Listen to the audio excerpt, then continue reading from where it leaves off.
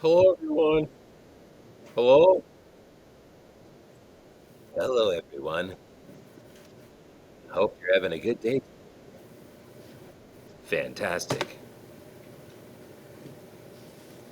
This presentation is about the elements and principles of design.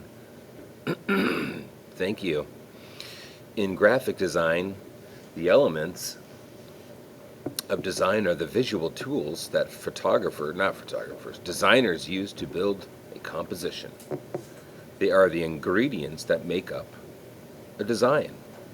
The principles of design are the ways to arrange the elements to make an interesting and strong composition. Understanding how to use them will help you create stronger and more impactful designs. Very good. Let's dig deeper and start with the elements to review. Let's look at all 7 of them. The first element of design is line. Actually, let's go back here. The seven elements are line, shape, form, value, texture, color, and space.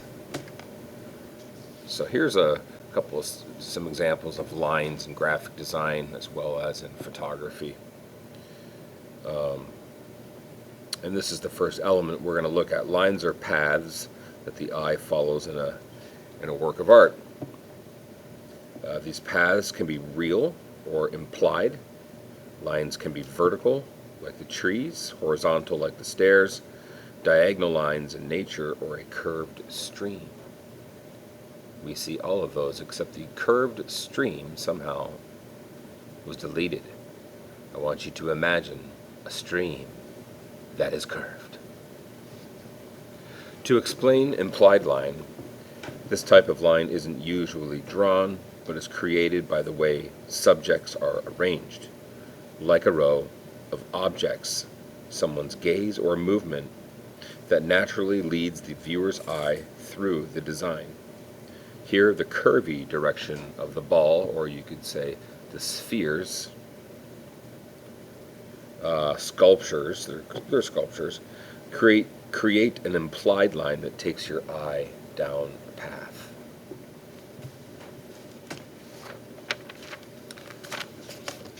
The design element of shape.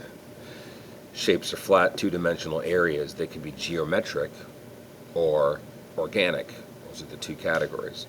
Geometric shapes are those with mostly straight edges.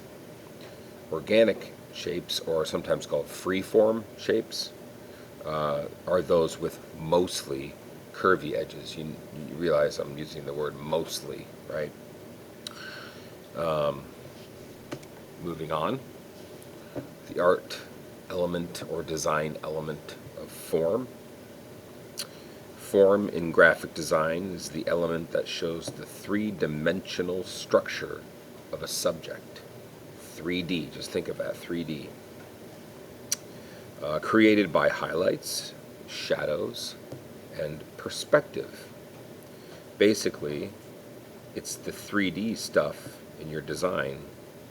Here, like the mannequins, seashell, no, that's from another one.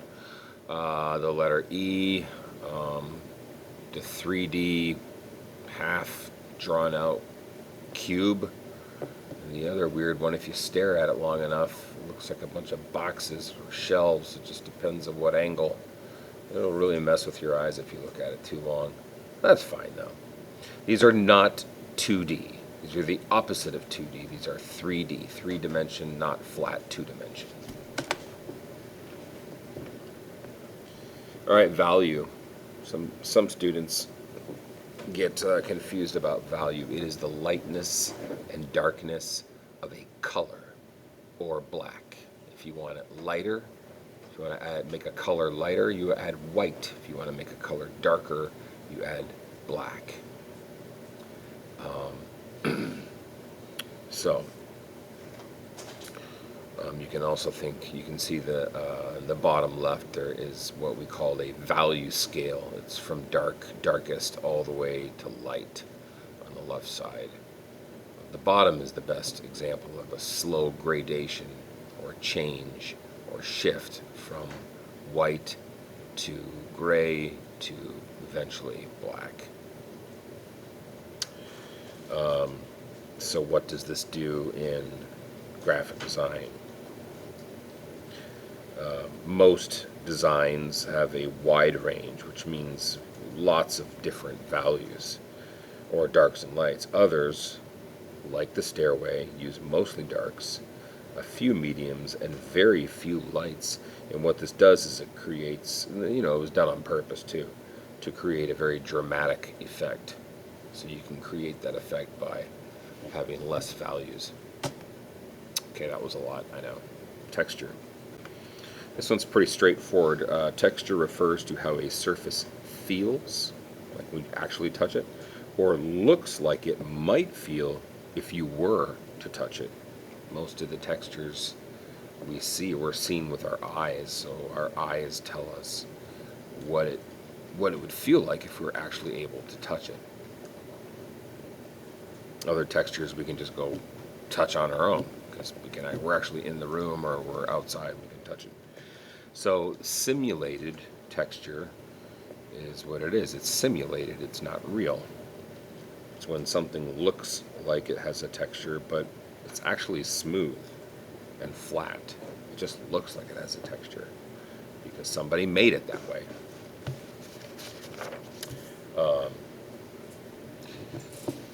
So real textures are the opposite of that. Those are textures that you can actually feel with your hand on a surface, whether it be rough, smooth, soft, hard, prickly, whatever. It's a real texture. In graphic design, it's pretty much impossible to have a real texture unless you're feeling the texture of the paper that it's printed on, or the box that it's printed on, or the feeling of your computer monitor when you're looking at a website. But there's really no actual texture. Lots of simulated ones, though. Moving on. Color. We could literally talk about color for 3 weeks. It's a beast. It really is. You can take a whole university course, maybe 2 courses in color only. We call that color theory.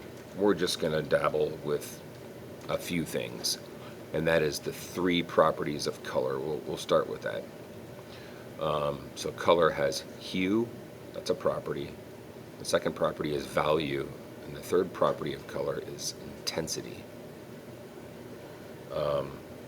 So let's go over these. Hue, it just means the name of the color, right? So red is a hue, green is a hue, yellow is a hue. It's just the name of a color. Value, as you already know, is the lightness and darkness of a color. You want it darker? Add black. Lighter? Add white to the original color.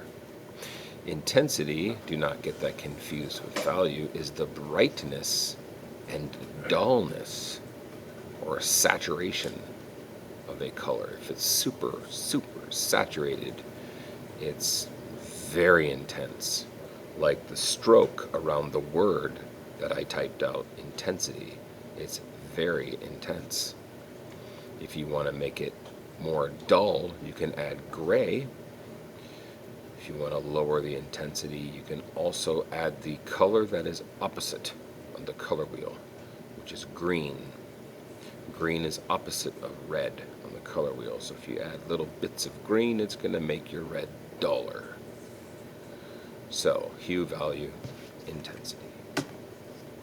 Warm colors versus cool colors. Colors, yes, can have temperature. Warm colors are colors that feel energetic, lively, and hot, like red, orange, and yellow. They remind us of the sun, fire, or heat. Cool colors are colors that feel calm, quiet, and cold, like blue, green, and purple. They remind us of water, sky, or shade. Mixing warm colors and cool colors together can create a lot of contrast and different moods, as you can see in the top right photograph. You have the same photograph with cool tones on the left and the same photograph with red or orange tones on the right. Below that you have an example of warm and cool mixed as well. They make each other stand out. Color harmonies. I believe this is the last slide on color. Now, what are color harmonies? They are sets of colors from the color wheel that work well together to achieve a desired effect in a design. Very specific colors that are used on purpose to achieve an effect. For example, complementary colors are colors that are opposite of each other on the color wheel, such as red and green, and blue and orange, and purple and violet. And you can see from any of these color wheels which colors are opposite. Using complementary colors creates super high contrast and makes things stand out. In fact, nothing can create more contrast than using complementary colors. Check out that woman's blue face with the red hair, reddish orange hair. Very contrasty. Next one is analogous color scheme. I think I skipped over monochromatic. We'll get to that. An analogous color scheme is made up of 3 or more colors that sit side by side on the color wheel that look good together and give a peaceful, unified feeling in a graphic design. Analogous color scheme. 3 or 4 colors that sit right beside each other, like yellow, yellow-orange, orange, and red, or yellow-green, green, and blue-green, or blue-green, blue, and blue. You guys get the idea. They really, really look good in graphic design, I'm going to tell you that. Triadic, the very bottom. Then we're going to jump up to the top. A triadic color scheme in graphic design is when you use 3 evenly spaced colors on the color wheel to make a design look bold, vibrant, and balanced. Examples are red, yellow, blue, and orange, green, and violet. Triadic. Any time you rotate that, I think it's called an equilateral triangle. Anytime you rotate that on the color wheel and you land on 3 colors, you can use those colors. That's a triadic color scheme. It does not have to be the ones that I just listed. They look great together. What colors are being used in the example to the right of the color wheel for triadic? Mr. Cook, yes, a secondary color scheme. Very good. Monochromatic, up to the top. Mono is 1, chroma is color, 1 color.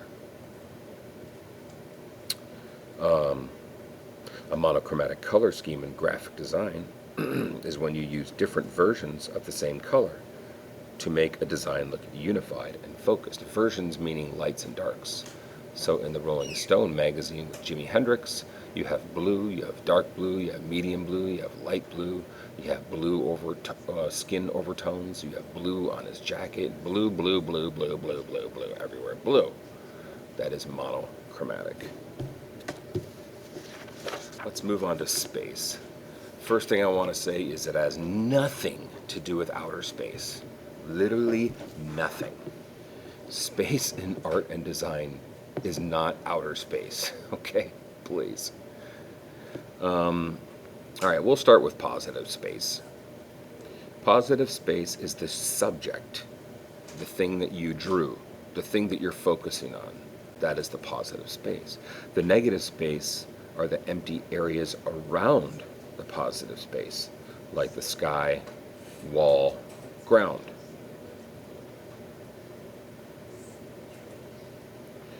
So take a look at some of these.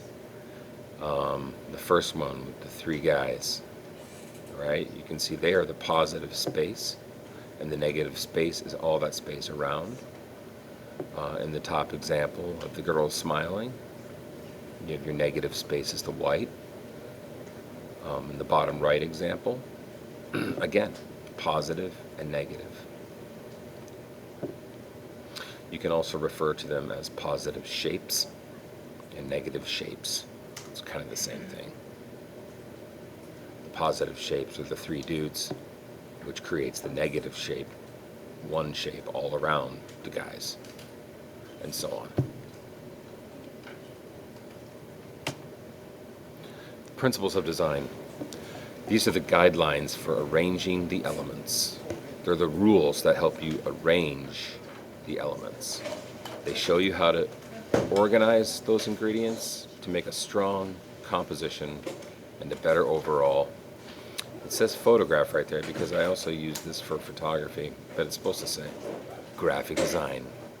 Insert words graphic design. There are 9 principles: pattern, contrast, emphasis, balance, proportion, unity, movement, variety, and rhythm. The first principle that we're going to look at is pattern. Patterns are created when you repeat elements like shapes, lines, colors in an organized way. In this example, oops, I can't read that. That was about something else. In this example, you can see patterns created by the repetition of the bike wheels, patterns created in the background of the menu design, and patterns created on this trifold brochure by repeating the same thing over and over, or repeating 2 or 3 things over and over. It creates a pattern. Patterns are super easy to notice. They help balance an artwork and create unity and interest in basically any kind of art. Next, contrast. Contrast is highlighting differences, right? So when 2 things look very different in a picture, light versus dark, dark or rough versus smooth, large versus small, warm versus cool, it's opposites, right, that are next to each other, and they accentuate each other, causing contrast. Lots of it. Contrast in graphic design can often make a design more exciting and eye-catching. Emphasis. This is a good one. Pretty easy to do, actually. Emphasis in graphic design is the way a designer draws attention to the main subject of an image. It makes one part of the design stand out, so the viewer's eye goes there first. Can you tell me what's being emphasized in all 4 of these designs? What is being emphasized? The bottom left, what is being emphasized? The business cards, what is being emphasized? The 4 cans, to you, what is being emphasized the most? Those ones might be a little bit harder to determine where the emphasis is. I think you choose something and then you back up your, they're making an announcement. Quiet! No! I won't go. Stop it. Okay? Okay. Proportion. Excuse me while I take out my notes. Proportion is about how big or small things look compared to each other and how that affects the overall feeling of the image. For example, if that was looks like a pie or a pizza slice, which slice is obviously bigger? You have the giant slice versus the small piece, right? So proportion. Proportion creates dramatic effect. Proportion creates emphasis. It creates contrast. It lures your eye in. The flamingo versus the few other flamingos. The coffee cup, the yellow coffee cup.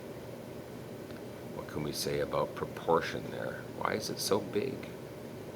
And then the giant circles on the Illustrator. Is that Illustrator? I can't really tell. It's kind of blurry. Seems like it would be Illustrator. Giant circle versus a bunch of little circles. Proportion. Which one's more powerful? Which one weighs more visually to your eye? What's the most powerful element of each example? Unity. We just all need to have some unity. If only we could all be unified.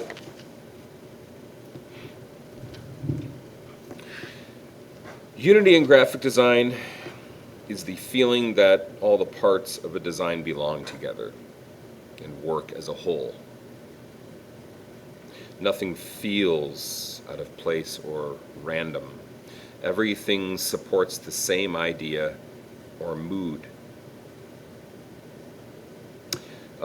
Designers create unity in several ways through similar colors and tones, repeating shapes, lines, textures, repeating text, consistent lighting or style, a clear theme or mood.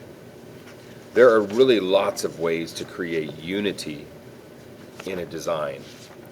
Just think about repeating things and, nothing being overemphasized and dominating over the other thing, which would take away from unity. Movement. Movement in graphic design is the way an artwork leads the viewer's eye through an image or shows a sense of action. It makes a picture feel alive and keeps the viewer looking around. What do you see that shows movement in each artwork? What shows movement? I will tell you that movement is not the easiest one to show. Think about repetition, but not just repeating things. It's like look at the lines. Yes, we have lots of lines, but it's the way those lines are. It's the way those lines are curved and the way they curve themselves back into the distance that sort of takes our eyes back into the distance, therefore causing like visual movement. It makes our eyes move through the picture. Lots of ways to create movement, not just one. Variety. In design,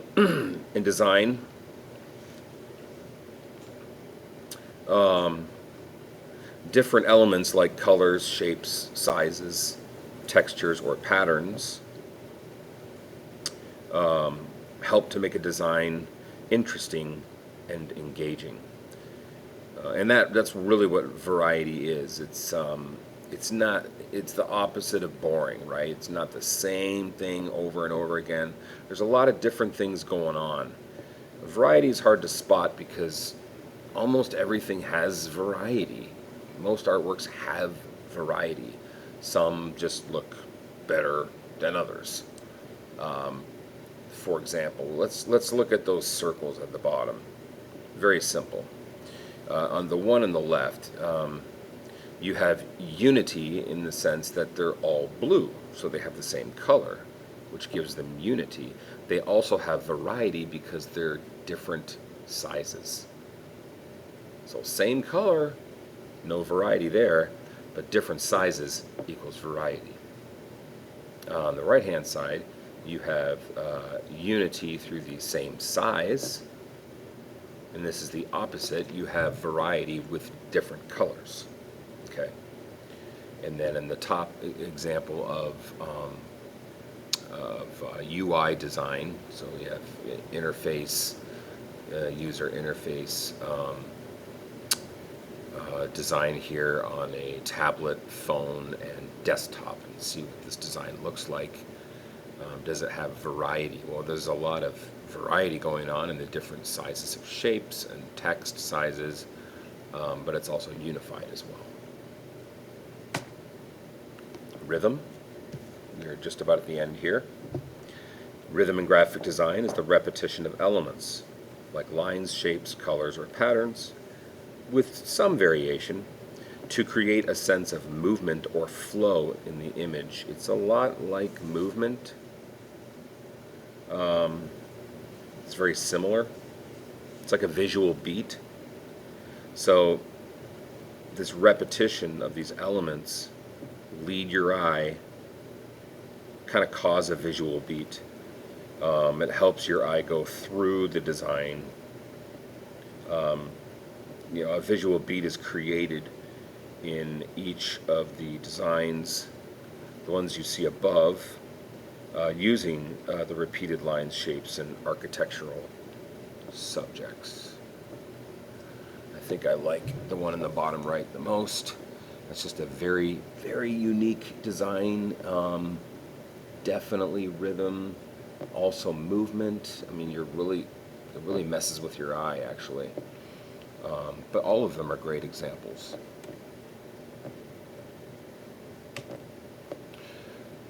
This last one explains something. Actually, don't even really need notes for this last one. It's really simple to explain. In 99.99999% of all artwork, you're never just going to have one element or one principle of design. Most of them will have multiple elements and principles going on at the same time. So I listed the ones here. You got lines. Obviously, you have lines, right? You have vertical and diagonal lines. You have shapes. Even though there's three-dimensional going on, you can actually look inside and see shapes. Texture, form, it's very 3D. Very 3D, right? So form, value, lights and darks, definitely. I think those are the five main elements. Oh, color, of course. Yeah, I guess you have color.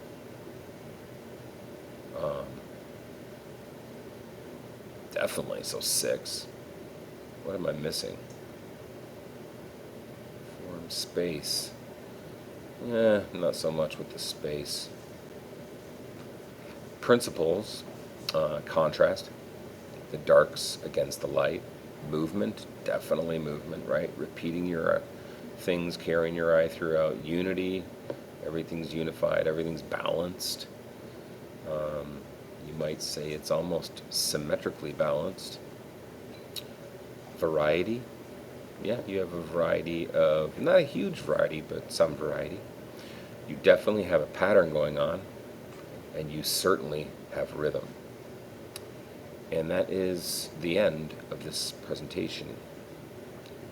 So, I hope this short video, screencast, helps give you a better understanding of the elements and principles of design. The best way really to understand it is to talk about it, is to actually look at photographs, is to look at artworks, designs, and talk about the different elements and principles. And we're going to start doing that more often. Okay, how about that?